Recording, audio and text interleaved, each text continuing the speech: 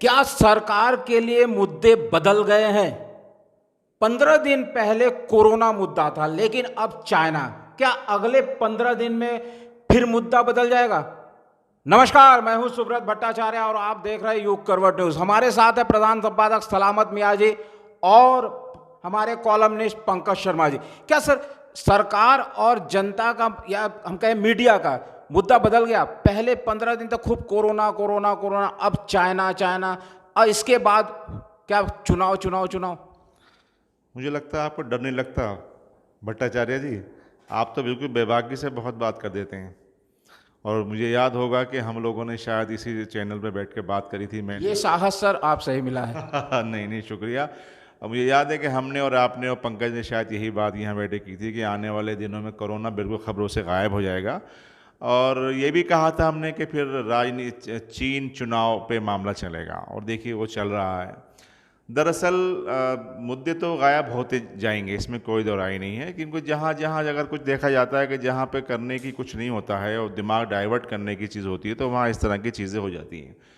और कल का जो पूर्व माननीय प्रधानमंत्री मनमोहन सिंह का बयान अपने आप में बहुत कुछ कहने वाला बयान था, और बहुत कुछ समझने वाला बयान था, और बहुत आईना दिखाने वाला बयान था।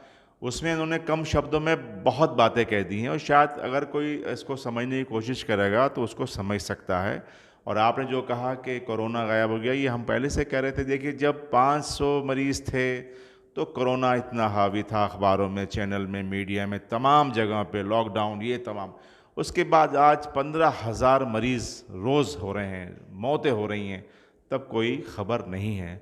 जाहिर है कि ख़बर तो वही बनेगी जो कहा जाएगा। जी हाँ, खबर वही बनेगी जो कहा जाएगा। इस बीच एक खबर ये आ रही है कि भारत और चीन के सैनिक अधिकारी लेवल पे जो वार्ता हुई है उसका सकारात्मक नतीजा आया। अब दोनों सेनाएं पीछे हटने को राजी हो गई है, हालांकि इसका औपचारिक घोषणा अभी बाकी है। हम बात करते हैं पंकज शर्मा जी। सर, आज आपने अपने कॉलम में कुछ बातें कही, बताइए हमारे दर्शकों को क्या बातें हैं। नहीं, मैंने तो ये कहा कि चीन की नीयत को ध्यान में रखते हुए भी हमारे प्रधानमंत्री जी ने अथक प्रयास किए कि चीन मान जाए। प्रधानमंत्री जी ने ही नहीं, जब वह मुख्यमंत्री थे तब भी वो प्रयासरत रहते थे चीन से उनके अच्छे संबंध हो। उन्हीं का अपना एक चैनल है, उन्हीं के नाम से चैनल है, जिसके मतलब करीब 67 लाख सब्सक्राइबर हैं अपने। उसी में उन्होंने एक 8 दिसंबर 2011 में एक वीडियो डाली हुई है, जिसमें उन्होंने कहा है कि मेरे गुजरात के कुछ 22 युवक होंगे, अलग अलग केसों में चीन में बंद होंगे। तो जब वो अपने विजिट पे गए थे, वहाँ के राजनयिकों से उन्होंने मुलाकात करी और उनसे निवेदन करा कि भाई इनका जो केस है उसे एक्सपीडाइट करा जाए, मतलब उसकी जो प्रक्रिया है केस की वो तेज करी जाए, परिणाम जो भी आए। पर उन्होंने आके जब वो एक निवेदन करके आए, उन्होंने वापस आने के बाद एक अपने चैनल के द्वारा जनता को संबोधित किया और बताया कि वो उनमें से कुछ तो छूट गए हैं, कुछ जल्दी छूट जाएंगे। तो उसका धन्यवाद किया उन्होंने। चीन के लिए मतलब बहुत ही ज़्यादा प्रयास किए। मैंने अपने कॉलम में विशेष तौर पे एक बात लिखी, विश्व की सबसे बड़ी पार्टी भारतीय जनता पार्टी के राष्ट्रीय अध्यक्ष श्री JP नड्डा जी ने एक बात कहा है कि 2010 से 2013 तक पड़ोसी देश 600 बार झड़प सीमा पर कर चुका है। ठीक है, ये बात 2013 में इस्टेब्लिश हो चुकी थी कि 600 बार अटैक कर चुका है। तो 14 के बाद अब तक 20 तक 6 साल में 7-8 मुलाकात करने के लिए अथक प्रयास किया गया 600 की झड़पें शून्य हो जाएं। 600 झड़पों में हमारे सैनिक की कभी शहादत नहीं हुई। अभी एक बात और गौर करने की है भट्टाचार्य साहब कि 26 मई को चाइना ने अपने जितने भी टूरिस्ट थे, बिजनेसमैन थे, स्टूडेंट्स थे, इंजीनियर्स थे, उन सबको कह दिया था कि भाई वो 27 तक अपना रजिस्ट्रेशन करा लें इंडिया से वापस आने के लिए। बहाना उसने कोरोना का लिया कि it is going to be spread in India. पर उसकी प्लानिंग, इसका मतलब उस समय तक तय हो चुकी थी कि गलवान घाटी पे उसको कब्जा करना है। और रही बात चीन की नीयत की, तो इससे ज़्यादा मौके तो हमारे देश के किसी भी प्रधानमंत्री ने दिए जितने आदरणीय श्री नरेंद्र मोदी ने इनको मौके दिए हैं। झूला झुलाया, अपने गुजरात घुमाया, यहाँ इन्वेस्टमेंट, और सबसे बड़ा जो हमारा सोलर मतलब सौर ऊर्जा को लेकर जो संधि करी, उस पर बड़ी चीन ने इनकी खुद तारीफ करी। और एक और महत्वपूर्ण बात, टोटल $8 बिलियन इन्वेस्टमेंट है चीन का। उसमें से $5.5 बिलियन इन्वेस्टमेंट पिछले 5 साल में हुआ है। इससे ज़्यादा क्या हम चीन को फैसिलिटी प्रोवाइड करते, तब भी वो अपनी घिनौनी हरकतों पर बरकरार है। जी हाँ, इतने ज़्यादा अवसर देने के बाद भी चीन अपनी घिनौनी हरकतों से बाज नहीं आ रहा। सर, इन भारत और चीन के बीच तनाव के बीच हमारे रक्षा मंत्री राजनाथ सिंह इन दिनों रशिया के दौरे पर है। कल उनके कई समझौते होने हैं। कल वो 24 तारीख को वहाँ पे सेना के कार्यक्रम में शामिल होंगे। तो इस यात्रा को किस रूप में आप देख रहे हैं?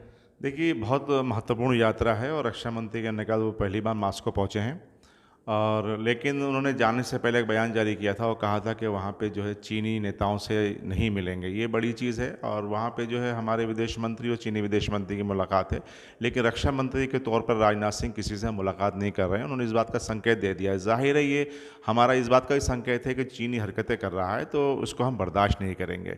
और जहाँ तक रही बात, कल बहुत महत्वपूर्ण उनसे हथियारों के मामले में उनसे हमारे फैसले होना है और बहुत चीज़ें उनसे ख़रीदी जा रही हैं। एक अच्छा प्रयास है। और देखिए, भारत तो अपने मजबूती साथ चल ही रहा है। जैसे ही पंकज ने कहा कि जेपी नड्डा जी का बयान आया था कि 2013 तक 600 झड़पें हुई हैं, तो अब 600 झड़पें जहाँ हुई हैं, हम 2014 में सरकार बनाते हैं तो उसके बाद लगातार उसके लिए बाज़ार खोल देते हैं। ये कहाँ तक उचित था? ये कहीं ना कहीं थोड़ी सी चूक तो हुई है, और ये व्यवस्थाओं को लेकर कहीं ना कहीं इस तरह की पहले से इनको सोचना चाहिए था कि लगातार अगर वो इस तरह हरकतें कर रहा है तो या तो फिर उसको सबक सिखाते, और भी सबक रहता वो कोई हरकत नहीं करता। उसने लगातार हरकतें करी हैं। जैसे अभी पंकज ने बताया कि उसने 26 मई तक कहा था लोगों से 25 मई तक के वापस आ जाएं, तो उसकी तो नीयत गंदी थी। उसकी नीयत पे कभी हम यकीन भी नहीं करना चाहिए था। तो मुझे लगता है कि कहीं ना कहीं चूक तो सरकार से इस बात की हुई है कि हम उसको समझ नहीं पाए, या हम ये समझ रहे थे कि शायद वो पिछली सरकार के काबू में नहीं आया और हमारी शायद प्यार मोहब्बत की भाषा समझ जाएगा। इस प्यार मोहब्बत की भाषा के चक्कर में जो है हमें अपने 20 जवानों की शाद उठाना पड़ी है। जी हाँ, एक तरफ तो चीन गुस्ताखी कर रहा है और दूसरी तरफ भारत दोस्ती का हाथ बढ़ा रहा है। आपने सर बात करी कि चीन के साथ बाजार और व्यापार पर, तो चीन के साथ चीन जितना यहाँ बाजार में उपलब्ध है, हमारा प्रोडक्ट वहाँ चीन में है नहीं, तो ये असंतुलन क्यों? देखिए, इसके पीछे हमारी शिक्षा पद्धति बहुत बड़ा कारण हो सकती है। इस पर हमें बहुत पहले ही गौर करने चाहिए था। मतलब इस सरकार से पूर्व की सरकारों को भी गौर करना चाहिए था। आईटीआई व्यवस्था, हमारे देश में स्कूल हैं, चीन ने उतने स्कूल से, उससे ज़्यादा स्कूल तो हैं ही हैं, उतनी ही आईटीआई भी हैं। आईटीआई में हम कारपेंटर स्किल डेवलप करते थे, हम प्लम्बिंग स्किल डेवलप करते थे, हम इलेक्ट्रीशियन स्किल डेवलप करते थे, हम वेल्डर स्किल डेवलप करते थे।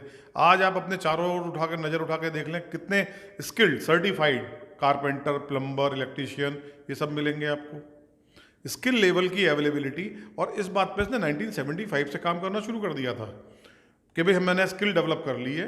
वो जब स्किल डेवलप होने के बाद 1975 में अमेरिका के पास गए, उनको फैसिलिटीज़ बताई कि हम ये फैसिलिटीज़ देंगे, अपने नंबर ऑफ स्किल लेबरर्स बताए, तो उसके बाद तो ये उसकी 45 साल की तैयारी है जो आज हम नतीजा देख रहे हैं। जो ये कहा जा रहा है, जो स्टार्टअप हम अभी कर रहे हैं 2-3 साल से, वो चीन 20 साल पहले ही कर जाएगा। चीन में छोटी छोटी कंपनियां, छोटी छोटी फैक्ट्रियां बहुत है जो कि भारत में नहीं है, जिसमें जो है नए नए लोगों के जो छात्र निकलते हैं उनके दिमाग के सोच के हिसाब से वो बनाते हैं। देखिए, जो पार्क वाली व्यवस्था है, पार्क मतलब इंडस्ट्रियल पार्क जो बनते हैं, जिसमें स्पेसिफिक इंडस्ट्री स्पेसिफिक पार्क के अंदर जाएगी, ये चीन ने बहुत पहले ही शुरू कर दी थी। ये स्टार्टअप, जहाँ तक योजना है, हमने नाम ही तो दिया स्टार्टअप योजना। इन्वेस्टमेंट तो चीन का है, इसमें 70% इन्वेस्टमेंट चीन का है। तो ये बात भी हमारी भारत सरकार को देखनी चाहिए थी। एफडीआई हमने खोल दिया। एफडीआई में कौन सी कंपनी कहाँ से रूट होके आ रही है, ये सब मॉनिटरिंग होनी चाहिए थी।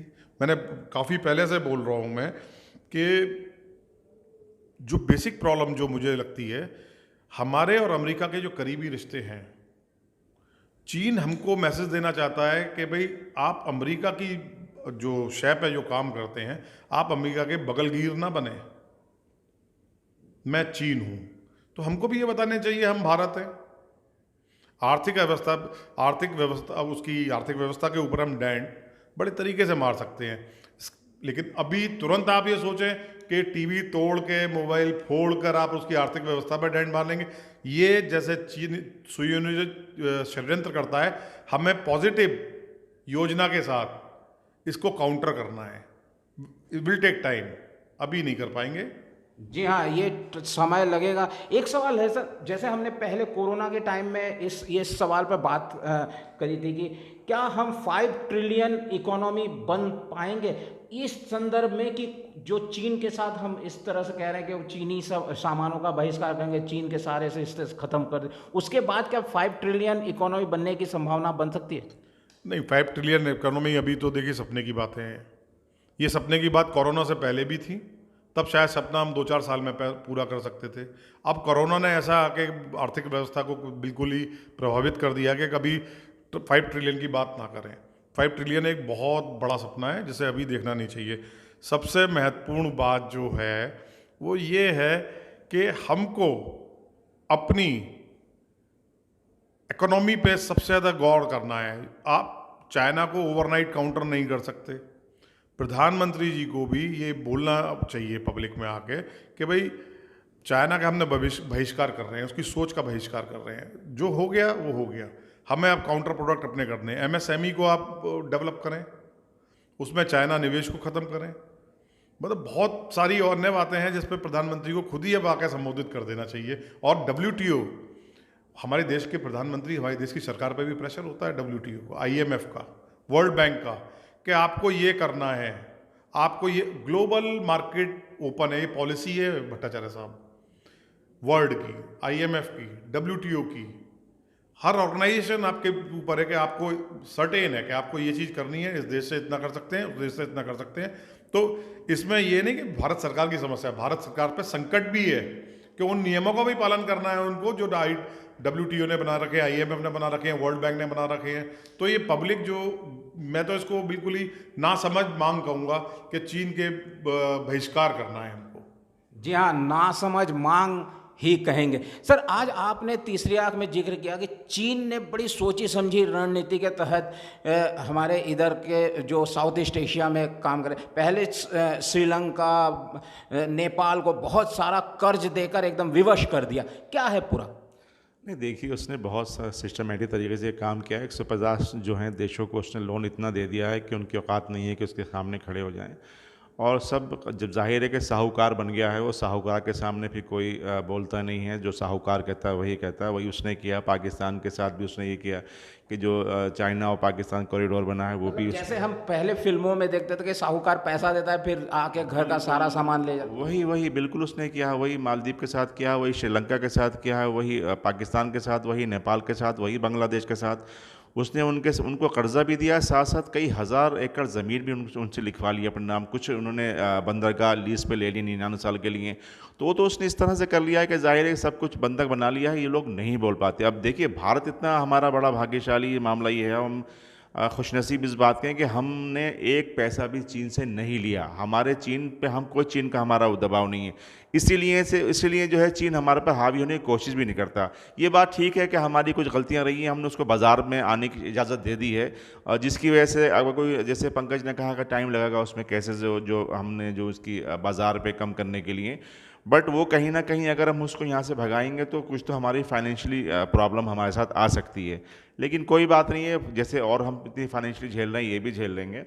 दूसरी बात मुझे देख के बड़ा ही हैरत हो रही है कि इतना आज देखिए 1 हफ्ते से ज़्यादा हो गया है जवानों की शादी को लेके, तो अभी तक कोई ऐसा ठोस कदम हमें दिखाई नहीं दिया है। और लोगों में जो जोश था, जिस तरह से पहले वो धरने प्रदर्शन या पुतले फूंक रहे थे, वो चीज़ भी नहीं आ रही है। और ये बात भी कंफर्म हो गई है, जैसे कि इनकी कमांडर लेवल बातचीत हुई है कि साहब आज हमने देखा कि दोनों जो सेनाएं हटने को तैयार हो गई हैं। तो कहाँ से हटने को तैयार हो गई? कहीं ना कहीं तो अंदर एक दूसरे आ गए थे। तो ये चीज़ें हैं। आप देखिए, जो माननीय पूर्व प्रधानमंत्री का बयान है कि साहब प्रचंड से या प्रचार से जो है वो जनादेश का अपमान किया जा रहा है। तो मैं समझता हूँ कहीं ना कहीं सरकार को थोड़ा सा बताना पड़ेगा इसमें कि क्या हकीकत चल रही है। तो जब तक ये बताएंगे नहीं, सवाल भी उठते रहेंगे। तो ये जो प्रधानमंत्री ने कहा था कि हमारे सैनिकों की शहादत व्यर्थ नहीं जाएगी, तो इसका कैसे? अभी तक तो कुछ कदम इन्होंने उठाया नहीं। अभी तक तो शहादत के मुकाबले मतलब उसमें कोई कदम नहीं उठाया। नहीं, बिल्कुल सही कहा। हमें लग रहा था जब जिस तरह से माननीय प्रधानमंत्री ने कहा था कि जवानों की शहादत व्यर्थ नहीं जाएगी, तो हमें लगता था कि कुछ न कुछ 48 घंटे में कुछ होगा। कि जिस तरह पुलवामा की घटना के बाद माननीय प्रधानमंत्री की तरफ से जो कहा गया था, उसके बाद ऐसा अटैक हुआ, उसको सर्जिकल स्ट्राइक किया गया, हमने सर्जिकल स्ट्राइक हुआ। तो इसके बाद हमें लग रहा था, लेकिन अब तो बातचीत के दरवाजे खुल हो गए, बातचीतें हो रही हैं, आना जाना हो रहा है, दोनों कमांडर लेवल की बातचीत हो रही है। तो जब बातचीत होती है तो फिर किस तरह से हम जवानों की शहादत का बदला लेंगे, ये बड़ा सवाल है इस बात पे।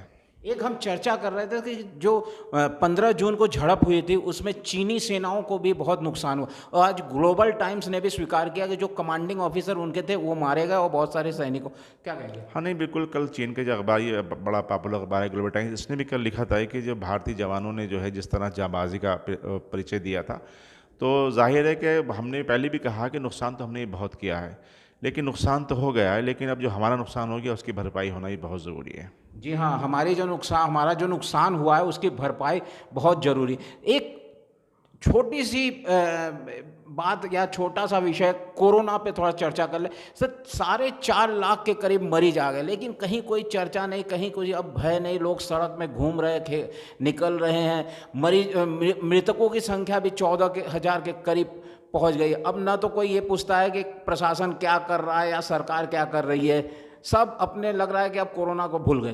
देखिए, मार्च, अप्रैल और मई तक लगातार प्रेस कॉन्फ्रेंस हुई थी, 52 प्रेस कॉन्फ्रेंस हुई हैं, और उसके बाद अब कोई प्रेस कॉन्फ्रेंस है ना, दिल्ली सरकार की प्रेस कॉन्फ्रेंस है ना यूपी सरकार की प्रेस कॉन्फ्रेंस है। जबकि जब मरीजों की संख्या बहुत कम थी तो रोज़ प्रेस ब्रीफिंग होती थी। अब लोगों ने सरकार ने सबको अपने हाल पे छोड़ दिया है। देखिए जितनी घटनाएं हो रही हैं, लोग मर रहे हैं, लोग कोरोना से डेली मौत हो रही है, सरकारी अस्पताल और प्राइवेट अस्पताल भर्ती नहीं कर रहे हैं। तो मुझे लगता है कि अब स्थिति बहुत भयंकर होने वाली है। और जिस तरह हम लोग पहले, हमने और पंकज ने और आपने चर्चा की थी कि आने वाले सही जो महीने हैं, ये जून और जुलाई, जो एम्स के डायरेक्टर ने कहा था, तो उस समय शुरू हो गया। 15,000 रोज़ केसेस हो रहे हैं, डेली मौतें हो रही हैं, बहुत ख़तरनाक है। और सरकार को इसको हल्के में लेना नहीं चाहिए, कुछ ना कुछ देखिए सरकार को। फिर ये सही है, चलिए बहुत और इशू भी आ गए हैं, लेकिन कम से कम देखिए कोरोना को लेकर सरकार को गंभीर होने की बहुत ज़रूरत है। जी हाँ, भले ही और मुद्दे आ जाए, लेकिन कोरोना को लेकर सरकार को और भी गंभीर होना होगा। कैमरामैन वरुण के साथ सुब्रत भट्टाचार्य, युग करवट न्यूज़ के लिए।